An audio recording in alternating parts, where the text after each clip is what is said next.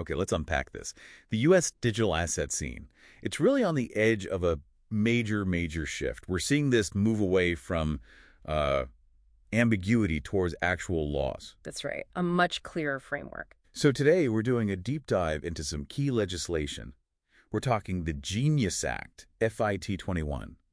We want to show you what these laws really mean for crypto's future. And how they kind of slot digital assets into the traditional financial world. Exactly.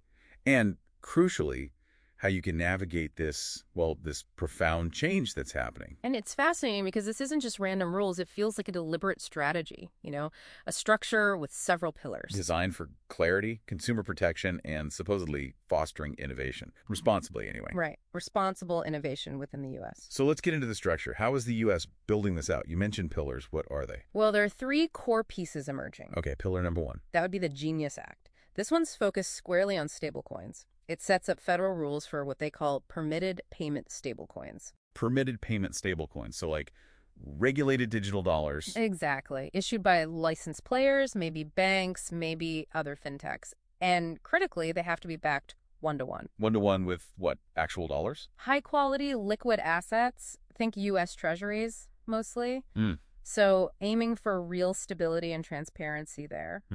Okay. And if you think bigger picture here, the Genius Act could turn these stablecoin issuers into, well, massive buyers of U.S. government debt. Ah, so it ties crypto stability directly to U.S. debt.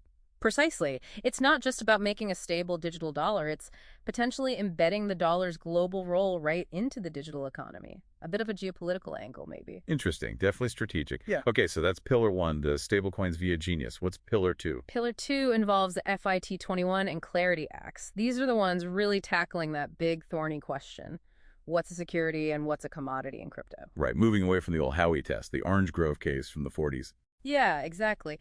Howey has caused so much uncertainty when applied to decentralized networks. It just doesn't always fit well. So what's the new approach? They're introducing this idea of a decentralization test. This is quite innovative, actually. It allows a digital asset's regulatory status to potentially change over time. Change. How so? Well, think of it like a life cycle. An asset might start off looking more like a security, especially during fundraising with a core team involved. Okay. But as the network becomes genuinely decentralized, genuinely permissionless, it could transition. It could become regulated as a commodity, like Bitcoin or Ethereum are generally viewed now. So it formalizes that idea we saw hinted at in the SEC v. Ripple ruling? It certainly seems to codify that kind of thinking, yes. It creates a potential pathway for projects to mature regulatory-wise. Does that mean every project has to start as a security then? Or could something launch straight as a commodity? Good question. The framework seems to allow for that possibility. If a project is sufficiently decentralized from the get-go, no central issuer pulling the strings, it might qualify as commodity right away. But for many projects, this lifecycle idea gives them a path forward. A much-needed path to compliance, yeah. Got it. Okay, pillars 1 and 2. Genius for stablecoins, FIT 21 clarity for the security commodity definition. What's pillar 3? Pillar 3 is the Anti-CBDC Act. This one's pretty straightforward. It basically says the Federal Reserve cannot issue a retail central bank digital currency. So no digital dollar directly from the Fed for everyday people. Correct. It effectively blocks a retail CBDC, which in turn gives a big boost to those private stablecoins you talked about under the Genius Act. Ah, I see. So it clears the way for the private sector. It definitely signals a preference for market-driven solutions, for private innovation in the digital dollar space operating within that new regulatory sandbox. Okay, so Genius, FIT 21, anti-CBDC. That's the framework.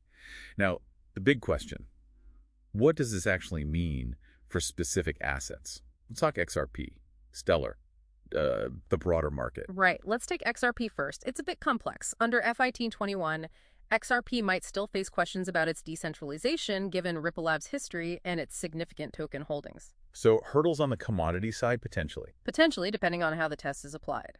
But, flip side, the Genius Act could be a huge positive for Ripple stablecoin plans, RLUSD. Because Ripple could become one of those permitted payment stablecoin issuers. Exactly. They have the compliance background, the banking relationships. It gives them a very clear, regulated lane for their payment solutions using a stablecoin, sort of separate from the XRP token status itself. Interesting. What about Stellar XLM?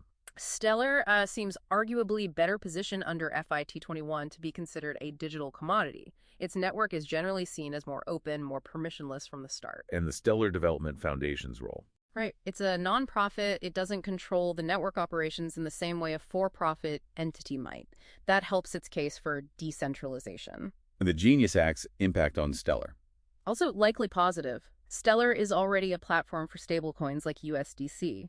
More regulatory clarity under Genius should just encourage more issuers, likely boosting activity on the network for payments. So pulling this all together, it sounds like this legislation is effectively creating two crypto markets in the U.S. I think that's a fair assessment. You'll likely have a clearly regulated market for compliant assets, the permitted stablecoins, the recognized digital commodities. And then, while an unregulated or maybe gray market, think about privacy coins, for example. It's hard to see how they fit with regulated exchanges needing to do AML and KYC checks. so they might get delisted, pushed out of the main regulated platforms. It seems very likely. Regulatory compliance, or at least a clear path to it, is becoming absolutely central to an asset's value and accessibility, at least within the U.S. system. But does that push innovation offshore? That's always the worry, right? Yeah. That this gray market just moves elsewhere. That is the risk, absolutely. Yeah. The goal is clarity and safety, but you have to strike a balance. You don't want rules so tight they just stifle genuine, permissionless innovation. It's a fine line. A very fine line. So this framework, it definitely brings clarity, brings legitimacy, which the industry has wanted. But it leaves us with this big question, doesn't it? Which is? Will making compliance so central inadvertently put a brake on that really disruptive, permissionless innovation? Or will it just guide innovation down these more compliant routes? For you, the listener, the investor, thinking about an asset's regulatory standing, its path, Yeah. that's suddenly just as vital as the tech itself. Absolutely. The rule book is getting clearer, yes. But the final score in this game, whether this ultimately helps or hinders that core crypto ideal of permissionless systems, Yeah. that chapter is still very much being written.